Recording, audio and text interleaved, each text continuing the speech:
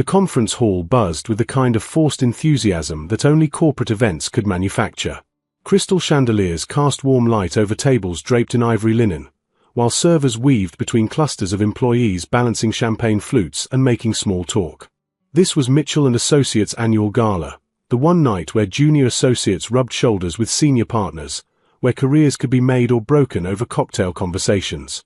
He adjusted his tie for the third time, feeling out of place among the sea of tailored suits and designer dresses. His wife had assured him this would be casual, that spouses were just accessories to these things, expected to smile and nod while the real players discussed quarterly projections and client acquisitions. He'd taken the afternoon off from his construction supervisor job, showered away the dust and sweat, and squeezed into the navy suit he'd worn to their wedding 3 years ago. She looked stunning tonight, he had to admit.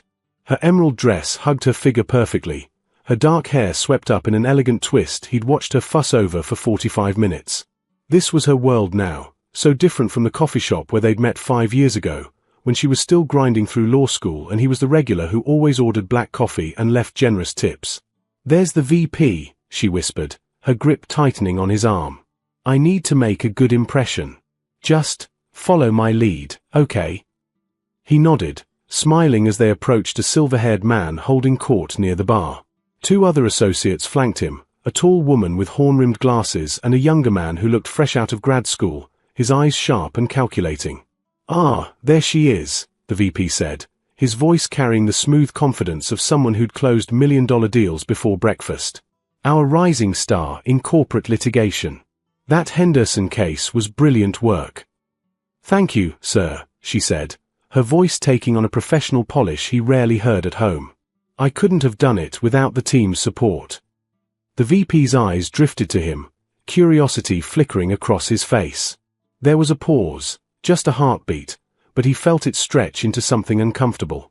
This was the moment she was supposed to introduce him, to say, "This is my husband," with pride in her voice. Instead, she said, "And this is a family friend who was kind enough to accompany me tonight." The words hit him like a physical blow. Family friend. Not husband. Not partner. Not even boyfriend. A family friend, as if he was some distant cousin doing her a favor, as if the past 5 years had been erased with 3 casual words. He felt his smile freeze on his face, his hand instinctively moving to his wedding ring, spinning it around his finger, a nervous habit she used to find endearing. The VP nodded absently, already losing interest, turning back to discuss some merger that was apparently the talk of the office. The young associate, the one with the calculating eyes, smiled at her. Too warmly. Too familiarly. His hand brushed her elbow as he leaned in to whisper something that made her laugh, that musical sound he used to think was reserved for him alone. He stood there, hollow, as the conversation flowed around him.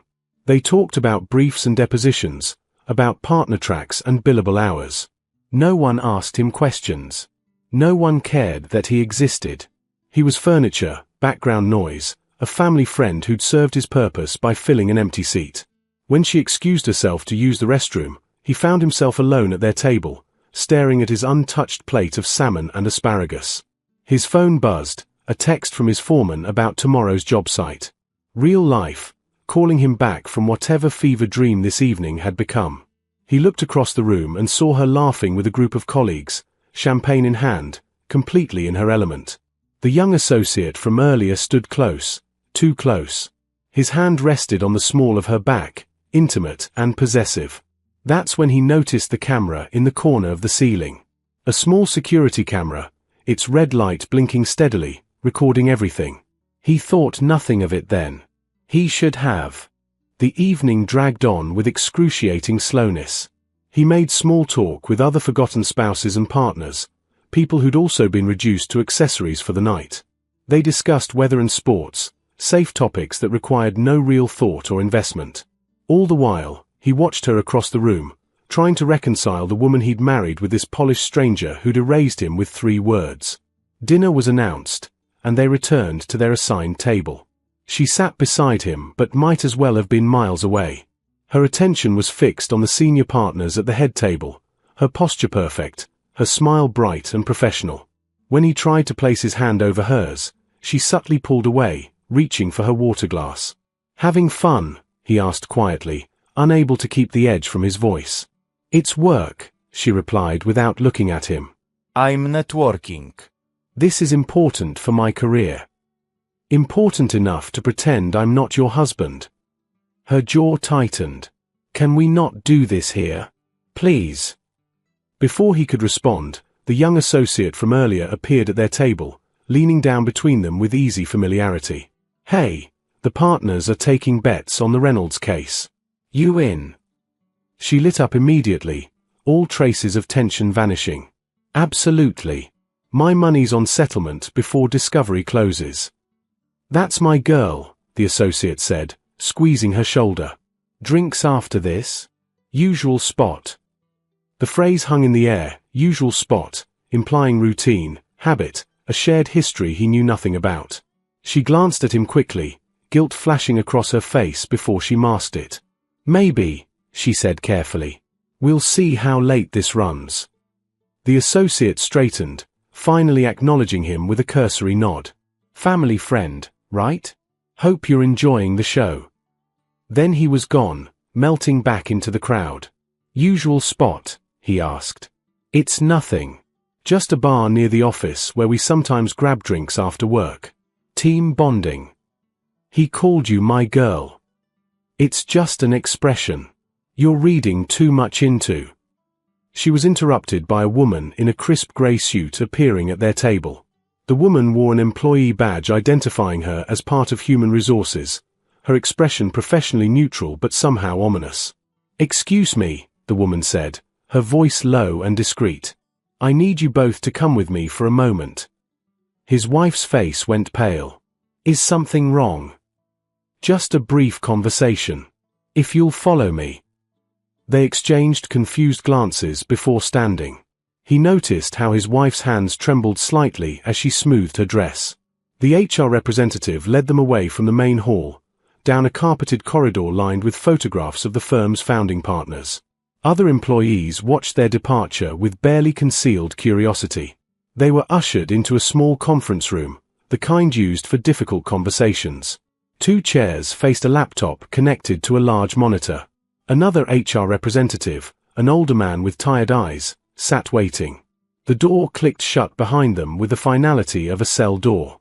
"Please, sit," the woman said. "What's this about?" his wife asked, her lawyer instincts kicking in. "If this concerns my work performance, I should have my representative present." "This isn't about your work performance," the man said quietly, "though it will certainly affect your employment status. Please, sit." They Saturday. His heart hammered against his ribs, a sick certainty growing in his gut that whatever was about to happen would change everything. The woman pulled up a video file. The timestamp showed it was from 3 days ago, late evening. The footage was from a parking lot camera, their office parking lot, he realized, recognizing the distinctive red brick facade in the background. "Our security system flags certain activities," the woman explained, her tone carefully neutral. "This footage was brought to our attention this morning. Given the nature of tonight's event, we felt it needed to be addressed immediately."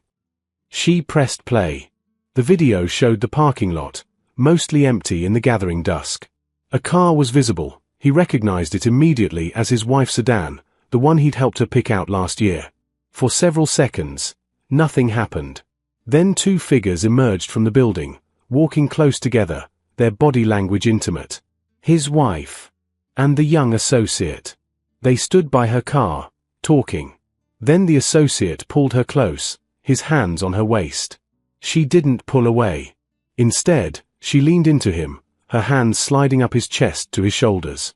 And then they were kissing. Not a peck. Not a friendly goodbye. A deep, passionate kiss that went on, their bodies pressed together, her fingers threading through his hair. The video continued playing, each second an eternity. The parking lot lights cast harsh shadows across the 2 figures, but there was no mistaking what he was seeing. His wife's hands moved with familiar intimacy across the associate's back, pulling him closer. When they finally broke apart, she was smiling, the same smile she used to give him in their early days, full of joy and desire. The video showed them talking, laughing. The associate's hand caressed her face. She leaned into the touch like it was the most natural thing in the world. Then another kiss, briefer but just as intimate. Finally, they separated, him walking to his own car, her standing there watching him leave with an expression of obvious longing. The timestamp showed the entire encounter lasted 7 minutes. 7 minutes that destroyed 3 years of marriage. The HR representative paused the video on a frame that showed his wife's face clearly, flushed, happy, alive in a way he hadn't seen her in months. "This isn't the first incident," the older man said, pulling out a manila folder. "We've documented several instances of inappropriate workplace conduct between you and Associate Harrison. Late-night office visits. Extended lunch breaks. A hotel room charged to your corporate card in Boston during what was supposed to be a solo client meeting." His wife had gone rigid beside him, her breathing shallow and rapid. The color had drained from her face, leaving her makeup stark against pale skin. This isn't what it looks like," she stammered, her lawyer's eloquence deserting her completely. "It was a moment of, we didn't." "The video clearly shows what it is," the woman said firmly. "Mitchell & Associates has a strict policy regarding workplace relationships, especially those involving deception and misuse of company resources. This behavior violates multiple clauses of your employment contract." He sat frozen, unable to process what he was hearing. Boston. Hotel rooms. Multiple incidents. This wasn't a one-time mistake, a moment of weakness. This was an affair, sustained, deliberate, calculated. "How long?" he heard himself ask, his voice sounding distant and strange to his own ears. She turned to him, tears streaming down her face, mascara running in black streaks. "Please, let me explain." "How long?" he repeated, louder now. 6 months, she whispered. "But it's over now, I swear it's over." 6 months. Half a year of lies. All those late nights she'd blamed on cases and deadlines. The business trips. The time she'd come home smelling of cologne that wasn't his, explaining it away as crowded elevators and client meetings. The gradual distance between them that he'd attributed to stress, to her demanding career, to anything but the obvious truth. "Family friend," he said, the pieces clicking into place. "That's why you called me a family friend tonight. Because your real partner was in the room. Your usual spot for drinks. That's my girl." Jesus Christ, the entire office knows, don't they? She reached for his arm, but he jerked away. "It wasn't supposed to happen," she sobbed. "We were working late on the Henderson case, and we just connected, and I never meant for." "Stop." The word came out flat, emotionless. He felt numb, as if he were watching this scene happen to someone else. "Just stop." The HR representatives exchanged glances. The woman cleared her throat. "We need to address the employment situation. Given the severity of the policy violations and the misuse of company resources, we have no choice but to terminate your employment effective immediately." His wife's sobs intensified, her careful composure shattering completely. She collapsed forward, her head in her hands, her whole body shaking. "No, please, I've worked so hard. The partner track, I'm up for review next month. Please, you can't." "Your access credentials have already been deactivated," the older man continued, not unkindly but firmly. "You'll need to return your badge, laptop, and any company materials by Monday. Your personal effects will be boxed and shipped. We'll provide a security escort from the building tonight." "This is my career," she gasped between sobs. "This is everything I've worked for. You can't take it all away because of a mistake." "You took it away yourself," the woman said. "Your choices led to this consequence." The room fell silent except for his wife's crying. He stared at the frozen video screen, at her face caught in that moment of happiness with another man. He thought about their wedding day, her promising to love and honor him. He thought about the apartment they'd scrimped and saved for, the dreams they'd shared, the future they'd planned. All of it built on lies. He reached into his pocket and pulled out his keys. Among them was a spare key to her parents' house, kept there since her mother's surgery last year when they'd been checking in daily. He'd meant to return it but never had. Slowly, deliberately, he removed the key from the ring. The small sound of metal scraping metal seemed impossibly loud. He placed it on the conference table in front of her, next to the manila folder full of evidence of her betrayal. She looked up at him, mascara-stained and desperate. "What are you doing?" "Your parents live 40 minutes from here," he said quietly, each word carefully controlled. "You can't go back to our apartment. I'll be there. Pack your things tomorrow while I'm at work. Leave your key on the counter." "No, please, we can work through this." "Family friend," he repeated, standing. "That's all I am to you. That's all I've been for months, apparently. So go stay with your family. Your real family." He moved toward the door, his legs somehow still working despite feeling like they might give out at any moment. His hand reached for the doorknob, focusing on that simple action to keep from falling apart in front of these strangers, in front of her. "Wait." She lurched out of her chair, stumbling slightly in her heels. "Please, you can't just leave like this. We need to talk, really talk, about everything." He stopped but didn't turn around. "Talk? Like how you talk to me about working late? About your business trips? About your team bonding with Harrison?" The name tasted bitter in his mouth. Which conversations were real, I wonder? Any of them? "All of them," she said desperately. "I love you. I still love you." This thing with him, it was a mistake, a terrible mistake, but it doesn't change what we have. He turned then, and something in his expression made her step back. "What we have?" His laugh was harsh, humorless. "We don't have anything. We haven't had anything for 6 months, apparently. I just didn't know it." The HR representatives shifted uncomfortably. The woman cleared her throat. "Perhaps we should give you a moment." "No," he said firmly. "We're done here. She's been terminated. I'm leaving. There's nothing left to discuss."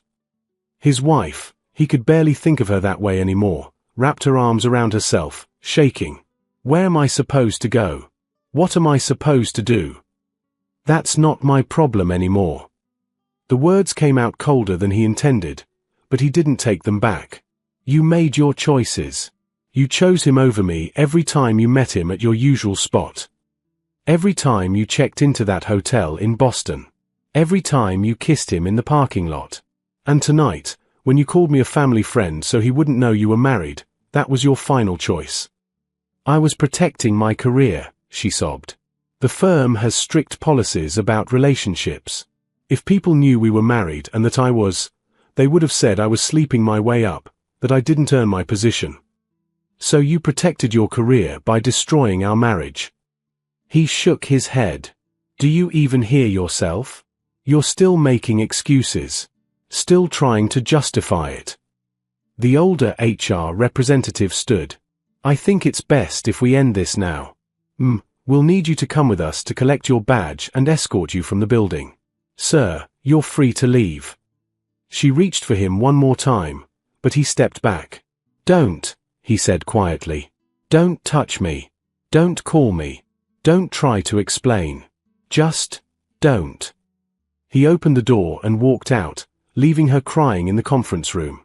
The corridor seemed endless, stretching out before him. Behind him, he could hear her voice rising in panic, the HR representatives trying to calm her, but he kept walking. The main hall was still full of people celebrating, oblivious to the drama that had just unfolded. He spotted Harrison across the room, laughing with a group of associates, his arm casually draped over the back of a chair. The man looked up, met his eyes, and something flickered across his face. Guilt, maybe, or triumph. Hard to tell. He kept walking. Outside, the night air hit him like a slap. Cold, crisp, real. He'd driven them here in his truck, but she could figure out her own transportation. She was resourceful like that. She'd figure it out, just like she'd figured out how to maintain an affair while playing the devoted wife. His phone buzzed. A text from her. "Please don't leave me here. Please." He deleted it without responding and started his truck. The radio came on automatically, a country song about heartbreak that was suddenly too on the nose. He switched it off, letting the silence fill the cab. The drive home took 35 minutes. He spent them replaying the past 6 months, seeing everything with new eyes. The way she'd started showering as soon as she got home from work. The new lingerie he'd found in her drawer that she'd never worn for him. The nights she'd come to bed after he was asleep, the mornings she'd left before he woke. The gradual death of their intimacy that he'd blamed on her work stress. All lies. All calculated deception. He pulled into their apartment complex, parking in their assigned spot, though he supposed it was just his now. The apartment would be just his too. They'd signed the lease together, but his name was first. He could afford it alone if he picked up extra weekend work. Inside, everything looked exactly as they'd left it that morning. Her coffee mug still sat in the sink. Her jacket hung by the door. Photos of them smiled from the walls, their wedding, vacations, ordinary happy moments that now felt like archaeological artifacts from some lost civilization. He sat on the couch they'd picked out together and finally let himself feel it. The betrayal. The humiliation. The grief for what he'd thought they had. His hands shook, then his shoulders, and then he was crying, great, heaving sobs that seemed to come from somewhere deep and primal. His phone buzzed again and again. Texts from her, each more desperate than the last. I'm so sorry. Please can we talk? I made a terrible mistake. I love you. Please don't give up on us. He turned the phone off and threw it across the room. Tomorrow, he'd have to deal with everything. Tomorrow, he'd figure out lawyers and leases and how to untangle 3 years of shared life. Tomorrow, he'd start the process of becoming just himself again, not half of a we that had been a lie. But tonight, he just sat in the dark and mourned. Sunlight crept through the blinds, harsh and unforgiving. He woke on the couch, his neck stiff, still wearing his suit from the night before. For one blissful moment, he forgot. Then it all came rushing back, the video, her tears, the key he'd left on that conference table. His phone lay where he'd thrown it, screen cracked but still functioning. 37 missed calls. 63 text messages. He turned it back off without reading them. The apartment felt different in the morning light, smaller, emptier, like a stage set after the play had ended. He walked through it in a daze, noting all the small things that were hers, the throw pillows she'd insisted on, the cookbook she never used, the running shoes by the door from the fitness phase that had lasted 3 weeks. By noon, he heard her key in the lock. He'd been expecting it. She'd need clothes, necessities. He stood in the kitchen, coffee in hand, as she entered. She looked terrible. Still in her dress from last night, makeup smeared, hair disheveled. She'd clearly been crying all night. Part of him, the part that had loved her for 5 years, wanted to comfort her. The rest of him stayed frozen. Hi, she said quietly, hovering by the door like a stranger. You've got 2 hours, he replied, setting down his mug. Take what you need. I'll be in the bedroom. Can we please talk first? No. Just 5 minutes. Please. I need you to understand. Understand what? He couldn't help himself, the anger bubbling up. Understand that you fell in love with someone else? That you lied to me every single day for 6 months? That you were ashamed enough of me to call me a family friend in front of your colleagues? What exactly am I supposed to understand? She flinched. I wasn't ashamed of you. I was trying to protect your career. Yes, I got that part. Your career was more important than our marriage. More important than honesty. More important than me. He walked toward the bedroom. 2 hours. Then I want you gone. He closed the door and sat on the bed they'd shared, listening to her move through the apartment. Drawers opening and closing. The closet door. The soft sound of crying she was trying to suppress. His phone, he'd brought it with him, buzzed with a call from his foreman. Real life. Demanding attention. He answered, grateful for the distraction, discussing lumber deliveries and inspection schedules. Normal problems with normal solutions. When he emerged 90 minutes later, she was sitting on the couch surrounded by half-packed boxes, her face in her hands. I can't do this, she said when she saw him. I can't just pack up our life and leave like none of it mattered. It mattered, he said quietly. Past tense. You made sure of that. Don't I get a chance to fight for us? To fix this? He sat down across from her, suddenly exhausted. Fix what? The lying? The cheating? The fact that you chose him over me every single day? Tell me, when was the last time you actually wanted to be with me? When was the last time you kissed me and meant it? She opened her mouth, then closed it. The silence was answer enough. That's what I thought. He stood. I'll help you carry the boxes to your car. They worked in silence, loading her sedan with pieces of their shared life. Neighbors watched from windows, probably wondering. He didn't care. Let them wonder. Let them gossip. None of it mattered anymore. At her car, she turned to him one last time. I really did love you. I still do, in a way. In a way, he repeated. Not enough, though. Not when it counted. What happens now? You figure out your life. I'll figure out mine. We get a divorce. We move on. Just like that. Just like that. He pulled his wedding ring off his finger. It left a pale line on his sun-browned hand. He held it out to her. You should have this.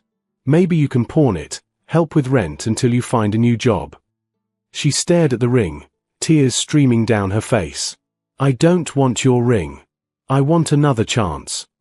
You had your chance. You had 3 years of chances.